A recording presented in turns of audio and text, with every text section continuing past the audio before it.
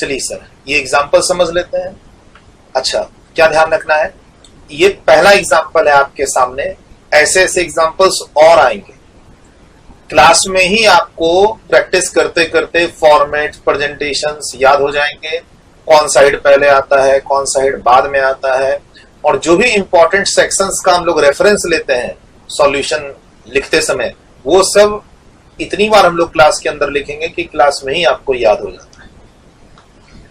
Sir, example individual का है। Mister x, हम लोगों ने टोटल इनकम का जो डिस्कशन किया है उसी से रिलेटेड ये एग्जाम्पल है। और अब हम लोग एक मैथमेटिकल प्रेजेंटेशन सीखेंगे जो डायरेक्ट आपके एग्जाम्स के लिए काम आएगा।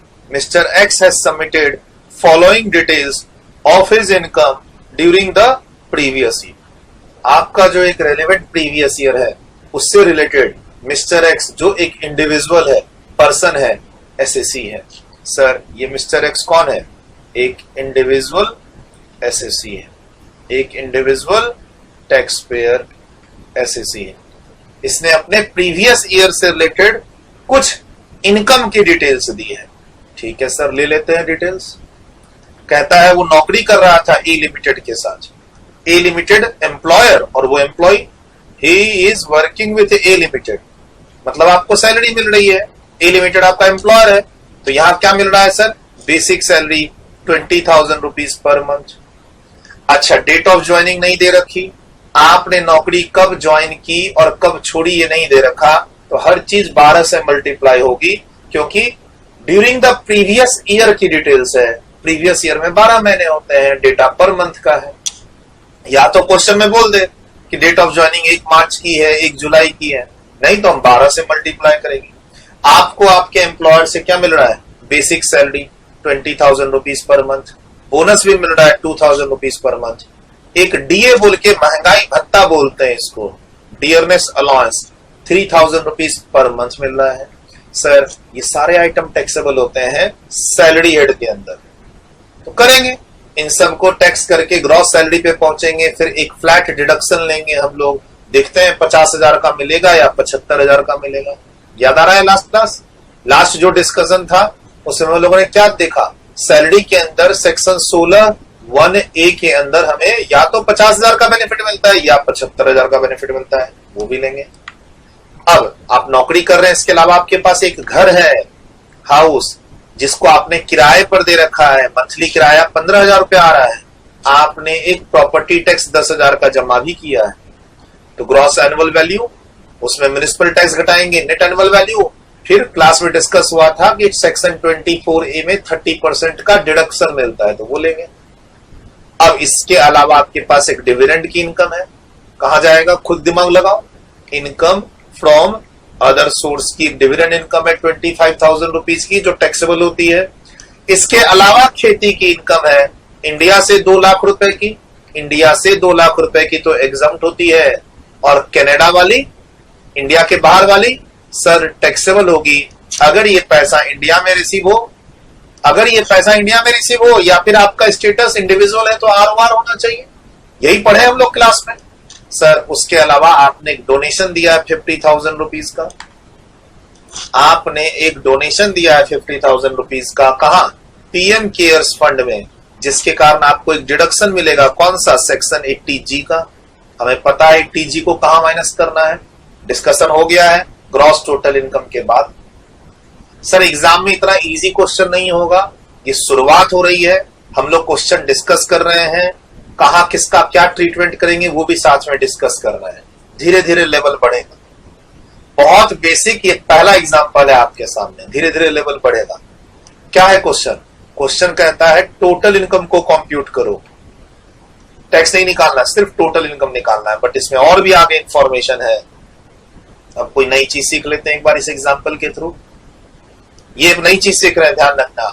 If he has decided to pay tax under the old tax regime, जो कि एक ऑप्शनल स्कीम होती है, रेगुलर टैक्स जिसको बोलते हैं।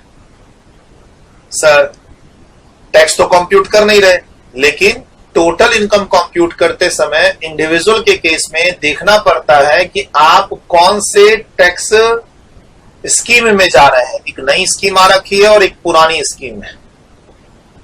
अभी जस्ट हम लोग आगे टैक्स कॉम्प्यूटेशन स्टार्ट करेंगे, टैक्स रेट चैप्टर 2 का रेफरेंस लेंगे, वहां ये सब चीजें लिखी हुई मिलेंगी। लेकिन अब उस चैप्टर में जाने से पहले आइडिया ले लो कि हम आगे क्या देखने वाले हैं। सर, इंडिविजुअल के टैक्स कॉम्प्यूटेशन के लिए दो तरीके हैं, एक ओल्ड टैक्स कॉम्प्यूटेशन का तरीका, ओल्ड टैक्स रिजिम, और एक न्यू टैक्स रिजिम। आपको किस रिजिम में जाना है उसके हिसाब से इनकम कंप्यूट होगी, इसीलिए ये सब लिखा हुआ है। If he has decided to pay tax under old regime, जो कि एक ऑप्शनल स्कीम होती है, आपको ये ऑप्शन ऑप्ट करना पड़ता है, जिसको हम लोग रेगुलर टैक्स बोलते हैं। इसमें चले गए मतलब आपको सेक्शन 115 BAC के कॉन्सेप्ट को इग्नोर करना पड़ेगा, जिसको न्यू स्कीम बोलते हैं। सर, ये 115 BAC क्या है? ये न्यू टैक्स रिजिम स्कीम है। अब मिस्टर जो आपका ए है टैक्स पेयर SSE, उसका रेसिडेंशियल मिस्टर एक्स जो आपका SSE है, टैक्स पेयर है, उसका स्टेटस क्या है सर? तो यहां पर मैंने दे दिया है, उसका स्टेटस ROR है। सर, क्वेश्चन में ना दिया रहे तो एजम्पशन ROR का ही लेना होता है, ये प्लीज ध्यान रखना। अगर क्वेश्चन में स्टेटस ना दिया रहे तो आपको एजम्पशन ROR का ही लेना पड़ेगा। सर, क्वेश्चन मिस्टर एक्स की टैक्सेबिलिटी टैक्स कॉम्प्यूटेशन का नहीं है, क्वेश्चन टैक्स कॉम्प्यूटेशन का भी आ सकता है, बट अपने को भी टैक्स कॉम्प्यूटेशन तो सीखे नहीं है, वो तो सीखेंगे।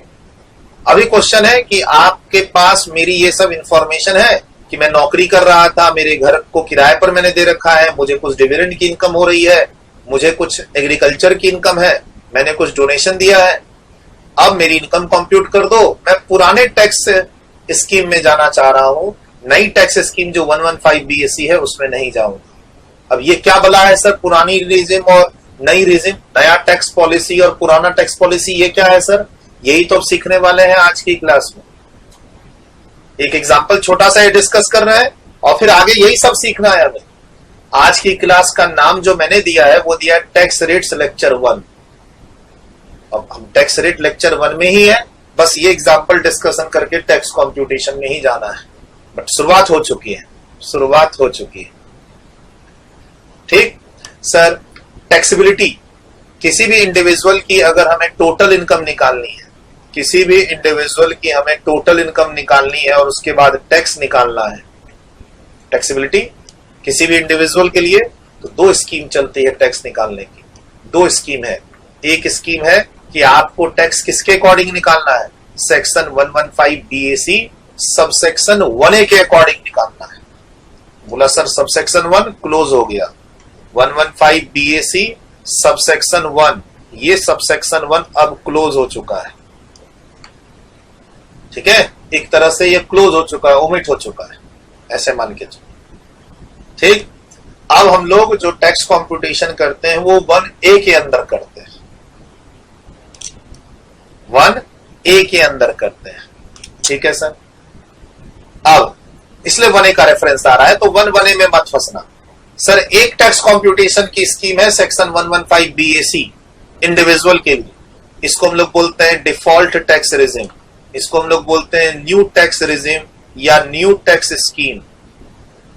सर, इसमें जो टैक्स रेट हमें लेना है और इनकम पर टैक्स कंप्यूट करना है वो टैक्स रेट 115 BAC 1A के अंदर ही दे रखा है, और अगर इस सेक्शन के अकॉर्डिंग टैक्स निकालेंगे तो काफी सारे डिडक्शंस और एग्जम्पशंस हमें नहीं मिलेंगे, रेस्ट्रिक्टेड हैं, नहीं मिलेंगे। सर, कौन कौन से डिडक्शन, कौन कौन से एग्जम्पशंस नहीं मिलेंगे, टैक्स रेट क्या है, वही सब हमें पढ़ना है अगली 5-6 क्लासेस के अंदर। पेज नंबर 2.8 2.9 में इनका रेफरेंस आ रहा है।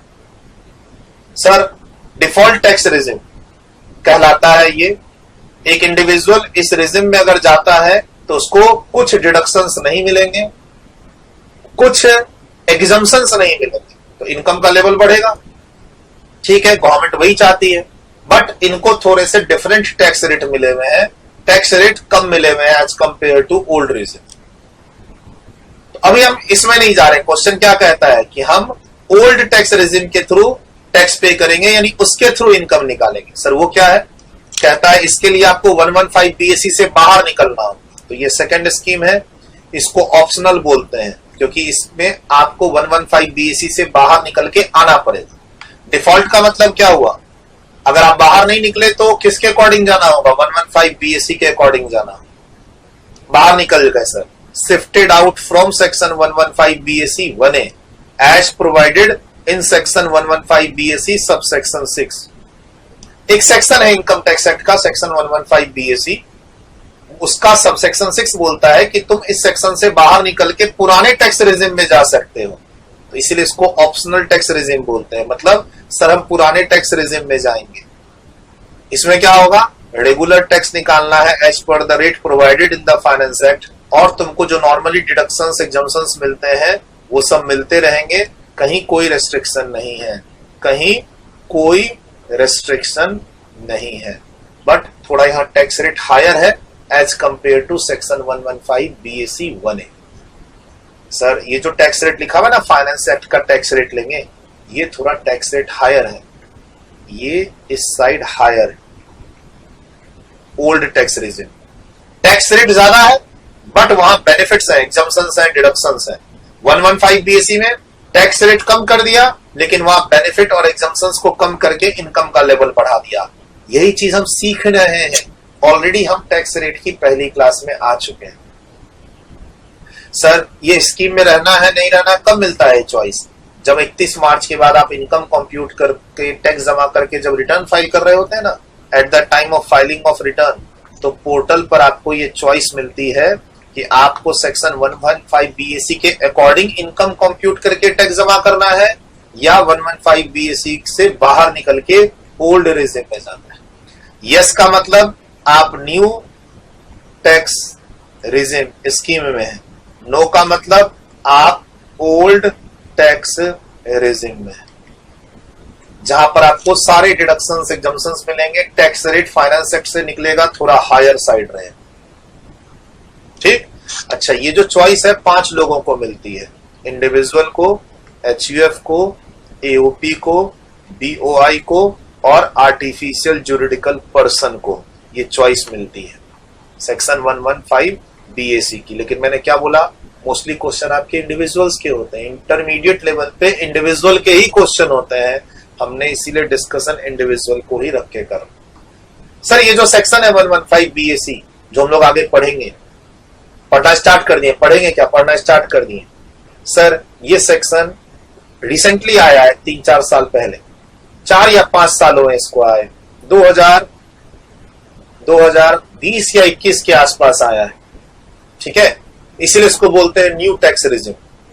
ठीक, और ये डिफॉल्ट टैक्स रेजिम है, मतलब तुमको अगर इससे बाहर निकलना है तो ITR फाइल करते समय तुमको ऑप्शन लेना पड़ेगा कि सर मैं इस 115 BAC वाली स्कीम से बाहर निकल के पुरानी वाली स्कीम में जाना चाहता हूं। तो इसीलिए पुरानी वाली स्कीम को ऑप्शनल स्कीम बोलते हैं। वहां क्या फायदा है? वहां डिडक्शंस मिलेंगे, एग्जम्पशंस मिलेंगे। नुकसान क्या है? सर वहां टैक्स रेट हायर है। गवर्नमेंट ने क्या किया, टैक्स रेट कम कर दिया, लेकिन एक स्कीम जो डाली 115 BAC में, इसमें टैक्स रेट कम कर दिया, लेकिन क्या किया, डिडक्शंस और एग्जम्पशंस को भी हटा दिया, रेस्ट्रिक्ट कर दिया। बोला हम आपको डिडक्शंस और एग्जम्पशंस लेने नहीं देंगे, एक ही चीज लीजिए। अगर आप बोलते हो कि टैक्स रेट कम करो, इंडिया में टैक्स रेट कम करो, तो टैक्स रेट हम कम कर देंगे, लेकिन हम जो अपनी तरफ से आपको बेनिफिट्स दे रहे हैं, एग्जम्पशंस दे रहे हैं, डिडक्शंस दे रहे हैं, वो हम ज्यादा नहीं देंगे। There will be a restriction. तो ये कहानी है किसकी? Individual, HUF, AOP, BOI, artificial juridical person से रिलेटेड टैक्स कंप्यूटेशन की। टैक्स कंप्यूटेशन करने से पहले इनकम कंप्यूट करना होगा। इनकम कंप्यूट करते समय ये देखना होगा कि ये बंदा आगे चल के किस स्कीम में जा रहा है, न्यू में या ओल्ड में, डिफॉल्ट में या ऑप्शनल में। अकॉर्डिंगली इनकम का कंप्यूटेशन चेंज हो जाए। और ऐसा एक में नहीं, 5 केस में करते हैं, individual, HUF, AOP, BOI, artificial juridical person. ठीक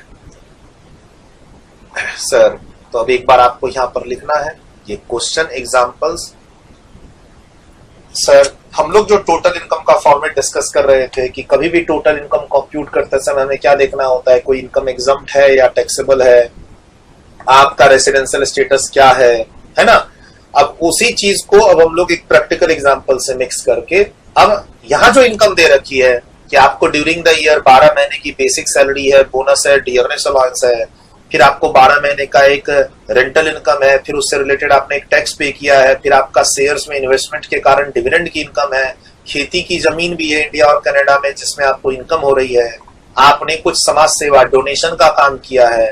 तो अब ये देखना है कि इन सब आइटम का इंपैक्ट आपके टोटल इनकम पर क्या पड़ता है। कैसे कंप्यूट करेंगे टोटल इनकम, प्रेजेंटेशन कैसे रखेंगे, अमाउंट का इनर कॉलम आउटर कॉलम कैसे बनाएंगे, आपको सब कुछ आज मैं बताऊंगा। किस तरीके से प्रेजेंटेशन देंगे, कहां पर क्या लिखेंगे, सब कुछ मैं बताऊंगा। कोई होमवर्क नहीं है, कोई ये टास्क नहीं है कि आपको वीडियो रोक के खुद करना है। बट जब आती है इनकम कंप्यूट करने की बारी तो फिर देखना पड़ता है आगे वो टैक्स की किस स्कीम में जा रहा है। तो इसमें कहां चला गया, ओल्ड टैक्स स्कीम में चला गया। तो old tax scheme versus new tax scheme मैं यहां समझा रहा था आपको। न्यू का मतलब 115 बीएसई 1A के थ्रू रेट निकलेगा, ओल्ड का मतलब फाइनेंस एक्ट के थ्रू डिडक्शन एग्जम्पशंस लेते हुए टैक्स रेट निकलेगा। ठीक, न्यू ओल्ड का चक्कर कब हम लोग डिसाइड करते हैं, at the time of filing of return, ITR income tax return file करते जब है पोर्टल पर, तब हमें चॉइस लेना पड़ता है कि 115 बीएसई में जाना चाहोगे या नहीं जाना चाहोगे। ठीक, डिफॉल्ट अगर कुछ नहीं बोलोगे तो इनकम टैक्स डिपार्टमेंट ये मान लेगा कि आप 115 बीएसई में ही जाना चाहते हैं, इसीलिए इसको क्या बोलते हैं, default tax regime. Done, video रोक के लिखा।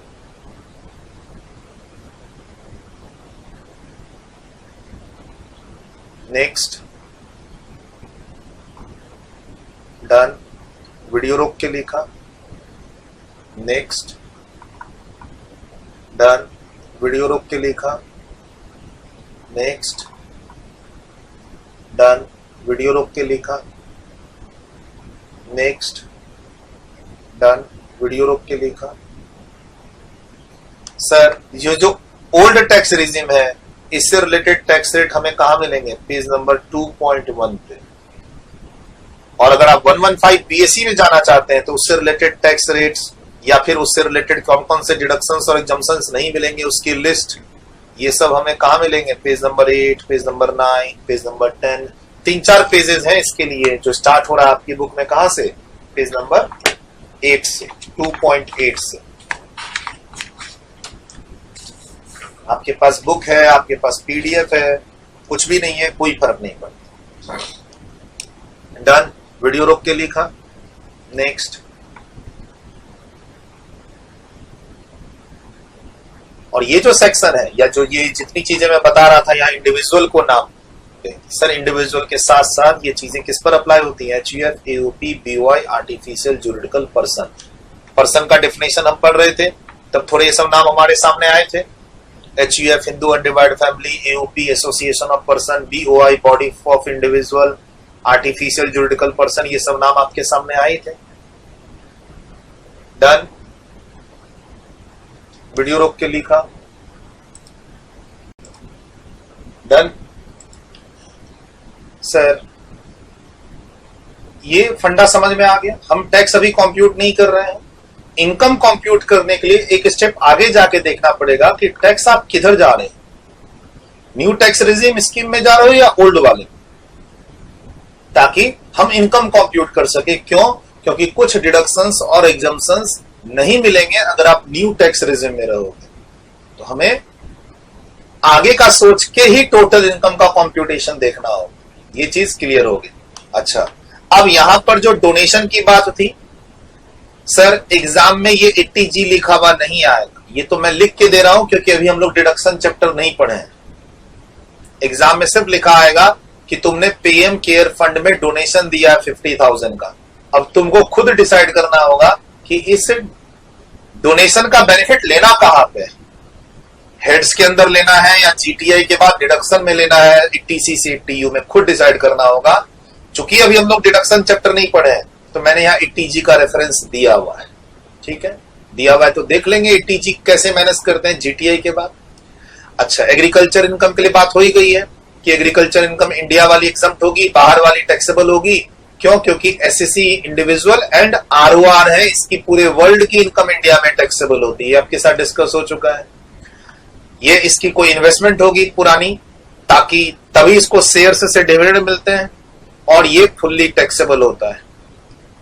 हाउस प्रॉपर्टी में हम लोग फॉर्मेट को फॉलो करके 30% का डिडक्शन लेने की कोशिश करेंगे, जो मैंने टोटल इनकम की फॉर्मेट में सिखाया आपको कि रेंट को ग्रॉस एनुअल वैल्यू में ले जाते हैं, फिर उसमें प्रॉपर्टी टैक्स माइनस करके नेट एनुअल वैल्यू पे पहुंचते हैं, फिर उसका 30% का डिडक्शन लेके इनकम फ्रॉम हाउस प्रॉपर्टी में पहुंचते हैं।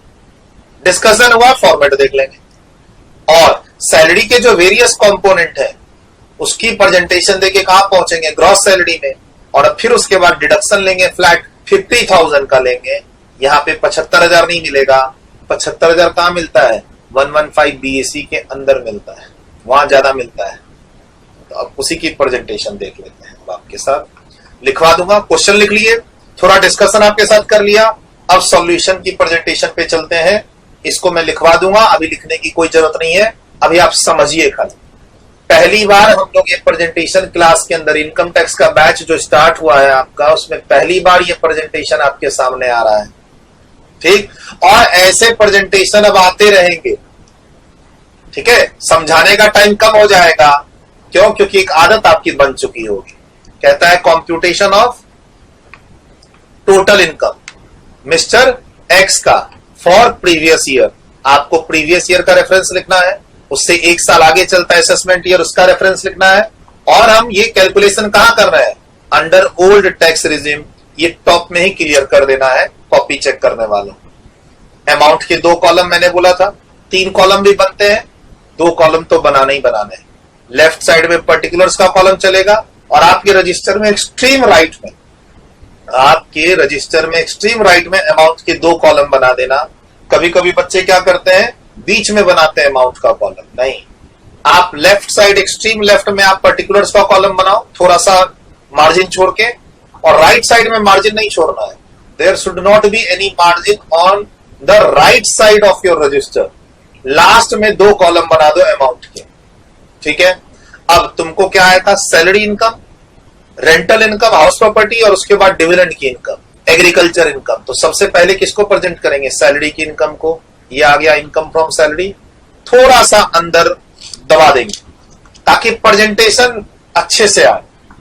सर थोड़ा सा मैटर दबा दिया अंदर की ओर, ताकि पता चल रहा है कि ये जितनी भी चीजें हमने लिखी हैं, ये हम कहां लिख रहे हैं, सैलरी हेड के अंदर लिख रहे हैं।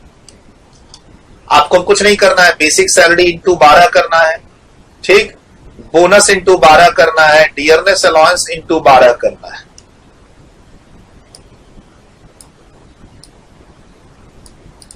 क्लियर। सर जो बेसिक सैलरी है आपके क्वेश्चन में दी हुई 20,000 रुपीज पर मंथ इंटू 12 कर दो, बोनस 2,000 रुपीज पर मंथ इंटू 12 कर दो, डियरनेस अलाउंस इंटू 12। सर ये सब टैक्सेबल होते हैं, सबको मल्टीप्लाई कर दिया, अब टोटल कर दो। सर इस टोटल का कुछ नाम तो देंगे, हाँ ग्रॉस सैलरी नाम देंगे। अब इसमें तुम डिडक्शन लोगे, डिडक्शन 50,000 का ही मिलेगा, 75,000 का नहीं मिलेगा। 75,000 कहां मिलता है, जब आप 115 BAC में रहोगे तब। हम अभी कहां है, ओल्ड टैक्स रिजिम में। आपको अपनी तरफ से 50,000 का बेनिफिट लेना है, क्वेश्चन नहीं कहेगा, क्वेश्चन नहीं कहेगा। सर क्वेश्चन ने तो सैलरी दे दी ना, बोनस सैलरी अलाउंसेस, आपको प्रेजेंट करके 50,000 का बेनिफिट खुद से लेना। यही तो क्लास में पढ़ रहे हैं, यही तो हम क्लास में पढ़ रहे हैं। सब चीज क्वेश्चन पेपर में लिखा रहेगा तो खाली प्रेजेंट करके आने से थोड़ी मार्क्स मिलेंगे। ये ही तो हम क्लास में पढ़ रहे हैं कि भाई 50,000 का बेनिफिट सैलरी हेड के अंदर सेक्शन 16(1)(a) का रेफरेंस लेके स्टैट्यूटरी डिडक्शन लेना है। बोला सर आपने तो 50-75 दोनों बताए थे। हाँ बताए थे, 75 का बेनिफिट कहां लेना है, 115 BAC में। अभी हम लोग कहां है, ओल्ड टैक्स रिजिम में। अब फाइनल फिगर आउटर कॉलम में ला दो, तो ये आपका आंसर आ गया एक सैलरी हेड का। अब इसके नीचे सेम फॉर्मेट चल रहा है हमारा, क्वेश्चन कंप्लीट नहीं हुआ है, इनकम फ्रॉम हाउस प्रॉपर्टी। अब जो भी रेंट आता है 12 महीने का, उसको हम लोग बोलते हैं ग्रॉस एनुअल वैल्यू। आगे और भी चीजें पढ़ेंगे हम लोग, हाउस प्रॉपर्टी चैप्टर में और फैक्टर आएंगे, municipal value, fair rent, standard rent. अभी मैं वो सब नहीं मिला रहा, प्लीज ध्यान रखना। कुछ बातें आगे हम लोग हाउस प्रॉपर्टी चैप्टर के लिए रख रहे हैं। क्लियर। सर हाउस प्रॉपर्टी का अपना फॉर्मेट है, जैसे ऊपर देखे कि सैलरी को ऐड करते हुए कहां पहुंच गए, ग्रॉस सैलरी में। इसका अपना फॉर्मेट है, जो रेंट आएगा उसको ग्रॉस एनुअल वैल्यू में लिखो, लिख दिया सर। अब आपको क्या करना है, अब आपको प्रॉपर्टी टैक्स, हाउस टैक्स जो भी पे किए उसको माइनस करना है। अब जो आया अमाउंट वो क्या कहलाएगा, नेट एनुअल वैल्यू कहलाएगा। आ गया ये। अब इसमें आपको डिडक्शन लेना है 24 स्मॉल ए का 30% ऑफ योर एनएबी। 170 है क्योंकि उसमें म्युनिसिपल टैक्स माइनस हो गया है। सर अगर ये म्युनिसिपल टैक्स नहीं होता तो फिर 180 आता डायरेक्ट, और हम 180 का 30% माइनस करते हैं। फिलहाल आपने इस घर से रिलेटेड प्रॉपर्टी टैक्स जमा किया, वो माइनस करो, उसके बाद 30% का डिडक्शन ले लो। सर अभी हम लोग हाउस प्रॉपर्टी चैप्टर नहीं पढ़े हैं, लेकिन एक आइडिया आ गया था टोटल इनकम का फॉर्मेट डिस्कशन करने से, उसको इंप्लीमेंट कर रहे हैं। ठीक, अब हम लोग सीधा चले जाएंगे इनकम फ्रॉम अदर सोर्स में। कौन से हेड की इनकम आपके पास नहीं है? आपके पास पीजीबीपी इनकम नहीं है, आपके पास कैपिटल गेन इनकम नहीं है, उसके लिए कोई जगह नहीं छोड़नी है। सीधा इनकम फ्रॉम अदर सोर्स में थोड़ा मार्जिन मेंटेन कर रहे हैं ताकि पता चल रहे कि ये सब चीजें इनकम फ्रॉम अदर सोर्स के अंदर लिखना है। यहां भी थोड़ा सा मार्जिन मेंटेन किया है, देखो थोड़ा सा अंदर सब कुछ अरेंज किया है, और स्ट्रेट में जाना है, थोड़ा सा अंदर स्ट्रेट में जाना है ताकि पता लगे ये सारी चीजें इनकम फ्रॉम हाउस प्रॉपर्टी के अंदर है। Sir income from other source में डिविडेंड की इनकम टैक्सेबल, अब क्या पढ़े, एग्रीकल्चर इनकम एग्जम्प्ट होती है, वो टोटल इनकम के फॉर्मेट में नहीं आएगी, राइट। तो from India amount 2 lakh exempt, और उसको कैसे दिखाएंगे? नील फिगर के साथ दिखाएंगे। और जो विदेश से एग्रीकल्चर इनकम हुई थी वो एग्जम्प्ट नहीं होती, वो तो टैक्सेबल होगी। और टैक्सेबल क्यों हो रही है? क्योंकि तुम एक individual ROR, because of your status, section 5 तुम्हारा स्टेटस क्या है? आरओआर, जिसके कारण तुम्हारी विदेशी वाली एग्रीकल्चर इनकम इंडिया में टैक्सेबल हो गई। अब इन दोनों को बाहर निकाले, यहां 3 लाख, अब 3 लाख को 25,000 के साथ ऐड करके बाहर निकाले। प्रेजेंटेशन देख रहे हो? इनकम फ्रॉम अदर सोर्स के अंदर 2-3 इनकम थी, तो उसके लिए हमें अमाउंट के कॉलम और बनाने पड़े। सर यहां पर आपने 30% माइनस कर दिया तो बाहर निकल गया इनकम, वो हो गई फाइनल इनकम हाउस प्रॉपर्टी की। एक फाइनल इनकम सैलरी से बाहर निकली, final column, first column. Sir amount के हम लोग कितने कॉलम बनाए थे? अमाउंट के 2 कॉलम बनाए थे, एक इनर एक आउटर। आउटर में फाइनल फिगर ले जाएंगे। सैलरी की फाइनल फिगर आ गई 250, हाउस प्रॉपर्टी की फाइनल फिगर आ गई 1,19,000, अदर सोर्स की फाइनल फिगर आ गई 325। अब सबको जोड़ दो। सर ग्रॉस टोटल इनकम का मतलब ही क्या है? सबको ऐड करना। ऐड कर दिए सबको। अब इसमें लेंगे चैप्टर 6A का डिडक्शन 80G का, डोनेशन का। सर 50,000 फाइनल फिगर आ गई। सर आपने इसमें 10AA तो दिखाया नहीं, है ही नहीं आपका SEZ यूनिट। कहीं क्वेश्चन में था क्या आपका स्पेशल इकोनॉमिक जोन में यूनिट है, आप एक्सपोर्ट का काम करते हो? तो जब नहीं है तो नहीं दिखाएंगे ना। आपके पास कैपिटल गेन नहीं था, मत दिखाओ। आपके पास पीजीबीपी इनकम, बिजनेस और प्रोफेशन की इनकम थी, नहीं दिखाना है। आपको प्रेजेंटेशन करते हुए जाना है, एक हेडिंग देनी है, पर्टिकुलर अमाउंट का कॉलम बनाना है, प्रेजेंटेशन देते हुए आगे बढ़ना है, और साथ में कैलकुलेशन भी दिखानी है। ये जो कैलकुलेशन देख रहे हो, साथ में दिखाते रहनी है कि फिगर कैसे आई, साथ में सेक्शन के रेफरेंस देते रहने हैं। सर ये जो अमाउंट आ रहा है वो कैसे कैलकुलेशन करते हुए आ रहा है, वो आपको बताते रहना होगा साथ साथ, नहीं तो मार्क्स नहीं मिलेंगे। ऐसा नहीं कि कैलकुलेटर पे सीधा 51,000 आया, 51,000 और आपने यहां लिख दिया। आपको साथ साथ इनर पर्टिकुलर्स में वो कैलकुलेशन दिखाते रहनी होगी, ठीक है। आपको इस तरीके से फाइनली टोटल इनकम पर पहुंचना है। अब साथ में ना कुछ सपोर्टिंग नोट्स देते हैं ताकि मार्क्स मिले। सर एग्जाम में अच्छा स्कोर करना है ना, for good score. Sir 6 marks का प्रैक्टिकल क्वेश्चन और पूरे 6 मार्क्स आ गए। अगर ये चाहते हो तुम एग्जाम में, तो तुमको जो भी काम किए हो ना उसके सपोर्ट में नोट्स देने पड़ेंगे एग्जाम, और ये नोट्स अपनी लैंग्वेज में लिखना है। जो मैं क्लास में पढ़ाता हूं, जो तुम जानते हो, जिसके बेसिस पर तुमने क्वेश्चन सॉल्व किया है, उसको तुमको अपनी लैंग्वेज में 1-1, 2-2 लाइन में लिखना है। इसके लिए कुछ भी मेहनत नहीं करनी होती है। हाँ 6 में से 3 मिलेंगे, 3.5 मिलेंगे अगर तुम ये नोट्स नहीं दोगे। नोट्स देना जरूरी है। तुम्हारी कोई भी, चाहे जीएसटी हो या इनकम टैक्स, तुम जो भी मैथमेटिकल फॉर्मेट बनाओगे उसके सपोर्ट्स में तुमको नोट्स देना पड़ेगा। ये नोट्स देने का कॉन्सेप्ट जनरली अकाउंट्स में या अदर प्रैक्टिकल पेपर आपका जैसे कॉस्ट है वहां फॉलो नहीं होता, डीटी में और जीएसटी में थोड़ा ज्यादा फॉलो होता है। और इसको सपोर्ट करोगे, मतलब आप जो मैथमेटिकल प्रेजेंटेशन देते हुए आ रहे हो ना, इसको जब आप इनर देखो, एक प्रॉपर फॉर्मेट बनाना है। कोई भी अमाउंट कैसे आ रहा है उसकी छोटी छोटी कैलकुलेशन दे रहे हैं, सेक्शन का साथ में सपोर्ट दे रहे हैं जहां जहां याद है, section 16(1)A, section 24A, section 80G, chapter 6A, धीरे धीरे याद हो जाएगा, घबराने की कोई जरूरत नहीं है। ये पहला एग्जाम्पल है, ऐसे ऐसे पता नहीं तुम 400 500 कितने एग्जाम्पल करके एग्जाम में बैठोगे। अपना वॉल्यूम 1 वॉल्यूम 2 दोनों मिला दें तो 1000 से ज्यादा एग्जाम्पल और क्वेश्चन है इनकम टैक्स में अंदर। उसके अलावा प्रैक्टिस सेट्स है हमारे पास, तो घबराना तो है ही नहीं। तुम 1000 से ज्यादा एग्जाम्पल क्वेश्चंस की प्रैक्टिस करके एग्जाम में बैठो, तो ये सब तो याद होना ही होना है। अभी नया है, पहला एग्जाम्पल है, आपको थोड़ा सा संकोच होगा, डर लगेगा, इतना कैसे होगा, 2 पेज भर गए सर इनकम निकालने में, कैसे याद रहेगा। रट्टा थोड़ी मारना है, प्रैक्टिस करनी है, अपने आप याद आ जाए। देख लो अब हमने क्या पढ़ा ऊपर कि इंडिया से एग्रीकल्चर इनकम जो आती है वो एग्जम्प्ट होती है, वही लिखना है आपको। एग्रीकल्चर इनकम कनाडा से, उसको क्यों टैक्सेबल किए? क्योंकि एसएससी एक इंडिविजुअल था, मिस्टर एक्स है, ए नहीं, ए लिखा है कहीं पे तो एक्स कर देना, जो कि रेसिडेंट एंड ऑर्डिनरी रेसिडेंट था, इसीलिए बाहर वाली इनकम को भी टैक्स किए। सर पीएम केयर फंड का डोनेशन का क्या मिलता है? 80G का 100% का डिडक्शन मिलता है। चूंकि तुम शिफ्ट कर चुके हो 115 बीएसी से बाहर, शिफ्ट आउट कर गए हो 115 बीएसी से बाहर, यानी तुम ओल्ड टैक्स रिजिम में जा रहे हो, ओल्ड टैक्स रिजिम में, ठीक, तुम एसएससी शिफ्ट आउट कर दिया, तो तुमको नॉर्मल प्रोविजन फॉलो करते हुए इनकम निकालनी है, टैक्स निकालना है, तुमको सारे डिडक्शंस और एग्जम्पशंस मिलेंगे। नॉर्मल प्रोविजन का मतलब क्या है? एज पर ओल्ड टैक्स रिजिम, बस इतना सा सपोर्ट देना है, तुम्हारा ये प्रेजेंटेशन कंप्लीट।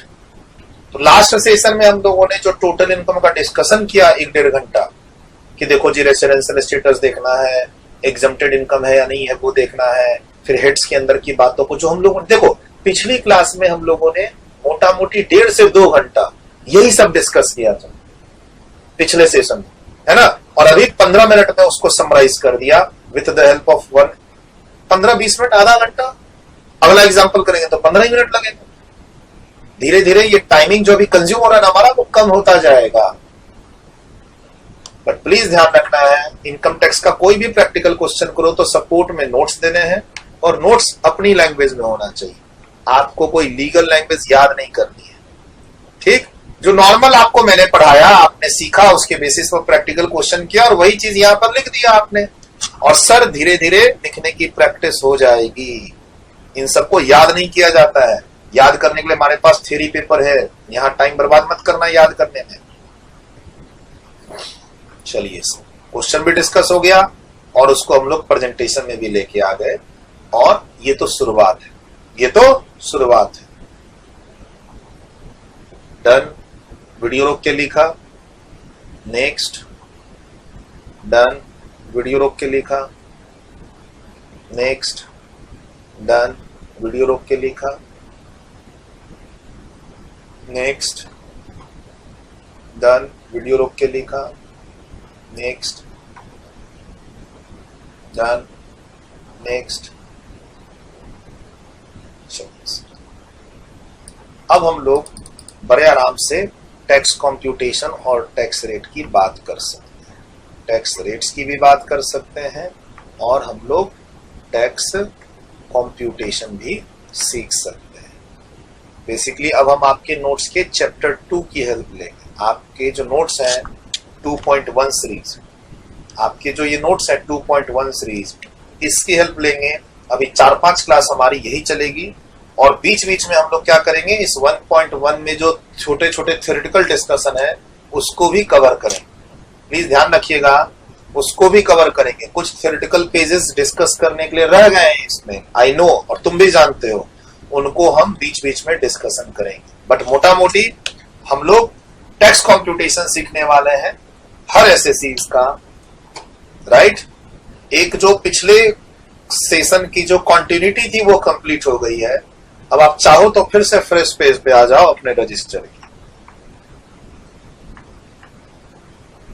रजिस्टर के फ्रेश पेज पे आ जाओ। थोड़ा पानी वानी पीना है तो पी।